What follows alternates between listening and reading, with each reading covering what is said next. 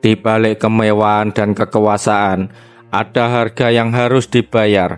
Arman, seorang rentenir, serakah, hidup di dunia yang penuh tipu daya, memperdaya orang-orang yang terdesak demi mengumpulkan kekayaan.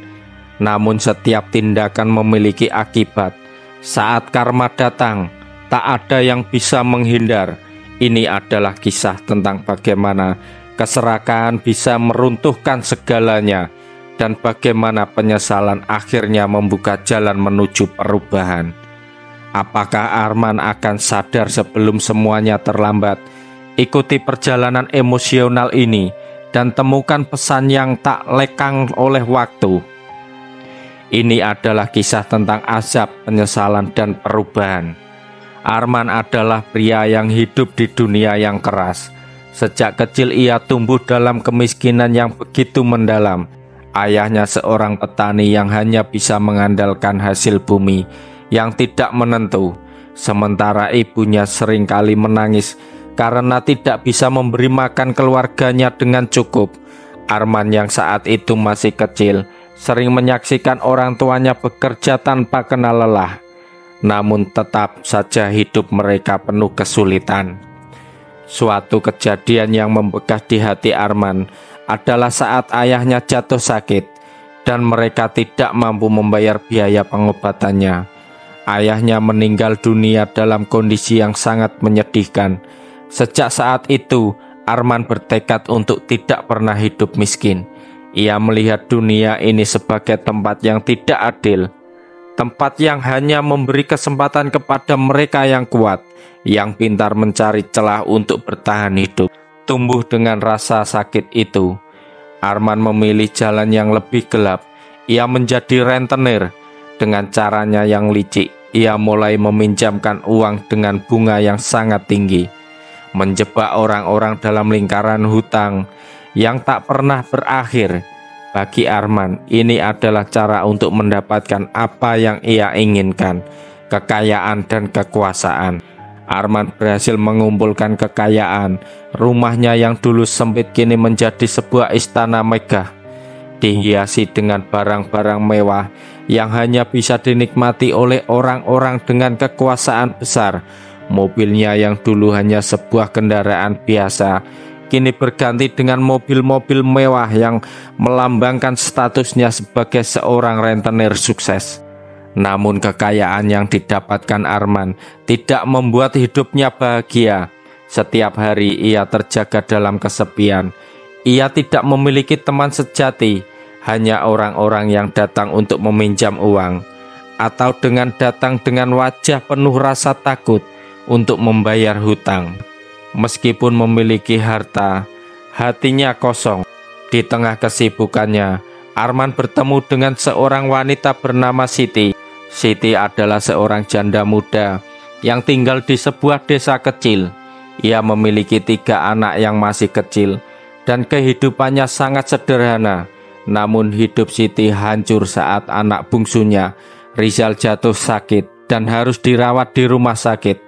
Biaya pengobatan yang tinggi membuat Siti bingung dan ia akhirnya terpaksa mencari pinjaman. Arman dengan senyuman liciknya menawarkan bantuan.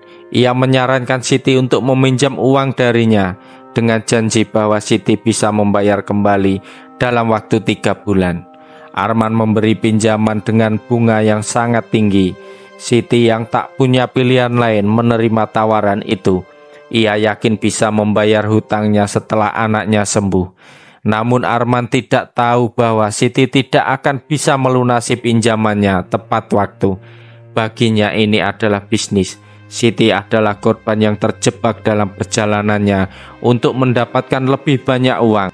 Waktu berlalu dan Rizal, anak Siti, semakin parah kondisinya. Siti berusaha keras untuk mengumpulkan uang, bekerja siang dan malam, tetapi ia tak mampu melunasi hutang tepat waktu. Ketika target waktu sudah tiba, Arman datang menagih dengan cara yang sangat kejam. Siti sudah tidak punya apa-apa lagi. Rumahnya yang sederhana telah menjadi jaminan hutang. Dan kini Arman datang untuk menyita rumah tersebut. Ia memberi tenggang waktu tambahan yang sangat pendek. Dan jika Siti tidak bisa membayar, ia akan kehilangan semuanya. Siti memohon dengan air mata, namun Arman tidak menunjukkan belas kasihan sedikit pun. Siti terpaksa menyerahkan rumahnya, dan untuk pertama kalinya ia merasa hidupnya benar-benar hancur. Anak-anaknya yang kecil kini harus tinggal di tempat yang jauh lebih buruk, di sebuah rumah kontrakan yang penuh dengan kekurangan. Rizal yang sudah sangat sakit semakin terpuruk karena stres yang ditimbulkan oleh kehilangan rumah dan masa depan yang semakin gelap. Meskipun ia berusaha sekuat tenaga, hidup Siti tidak pernah lagi sama. Namun Arman tidak merasa bersalah. Ia menganggap itu semua adalah bagian dari bisnis. Itu adalah cara untuk memperoleh lebih banyak uang, lebih banyak kekuasaan. Setiap kali ia menatap hartanya yang bertambah, ia merasa bahwa ia telah memenangkan hidup. Suatu malam saat Arman pulang ke rumah, ia mendapati sesuatu yang tidak pernah ia bayangkan. Rumahnya terbakar habis. Semua harta bendanya yang telah ia kumpulkan dengan cara yang sangat licik kini musnah dalam sekejap. Tidak ada yang bisa diselamatkan. Arman berlari panik, mencoba menyelamatkan sesuatu, tapi semuanya sudah terlambat. Api yang membakar harta benda Arman seakan menghapus semua kebanggaannya. Namun yang lebih mengejutkan adalah saat ia keluar dari rumahnya, ia melihat Siti berdiri di depan pintu. Wajahnya tenang, meskipun matanya terlihat penuh dengan keharuan. "Apa yang terjadi, Siti?" tanya Arman dengan suara gemetar. "Kenapa kamu ada di sini?" Siti menatapnya dengan tatapan yang penuh makna. "Karena aku tahu, Arman, bahwa ini adalah akibat dari perbuatanmu. Kamu telah menyakiti banyak orang, termasuk aku. Tapi ini adalah kesempatanmu untuk sadar." Arman tidak tahu harus berkata apa. Ia merasa seolah dunia runtuh di sekitarnya. Ia melihat tangannya yang pernah merenggut banyak kebahagiaan orang, dan ia merasa bahwa dirinya bukanlah orang yang pernah ia kira. Hari-hari setelah kebakaran itu, Arman mulai merenung. Ia melihat kembali semua yang telah ia lakukan, semua penderitaan yang telah ia timbulkan. Ia teringat Siti yang telah kehilangan rumah dan harus berjuang sendirian. Ia ingat bagaimana Siti merawat anak-anaknya meskipun hidup mereka serba kekurangan, dan ia teringat betapa hancurnya kehidupan sendiri setelah kebakaran itu. Arman memutuskan untuk mencari cara untuk menebus kesalahannya. Ia tidak bisa mengembalikan semua yang telah ia ambil, tetapi ia bisa mulai dengan membantu orang-orang yang terperangkap dalam dunia yang sama seperti dirinya dulu. Arman menjual sisa-sisa harta yang ia miliki dan menggunakan uang itu untuk membantu orang-orang membutuhkan. Siti meskipun telah kehilangan banyak, memaafkan Arman. Ia tahu bahwa hanya dengan memaafkan, seseorang bisa menemukan kedamaian dalam hidupnya. Siti memberi Arman kesempatan untuk berubah, berharap bahwa dia bisa menebus dosa-dosanya. Arman akhirnya meninggalkan kota itu, pergi ke desa lain yang lebih kecil dan lebih sederhana. Ia bekerja dengan penuh ketulusan, mengajari orang-orang yang terjebak dalam lingkaran hutang untuk hidup lebih baik. Ia mengembalikan kepercayaan kepada mereka yang dulu terpinggirkan dan belajar untuk hidup dengan sederhana tanpa kekayaan yang merusak. Arman tidak pernah kembali ke kehidupannya yang lama.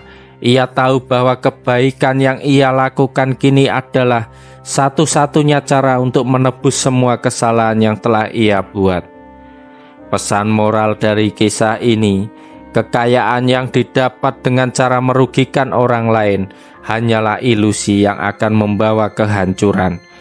Kebaikan dan kasih sayang adalah hal yang jauh lebih berharga daripada uang.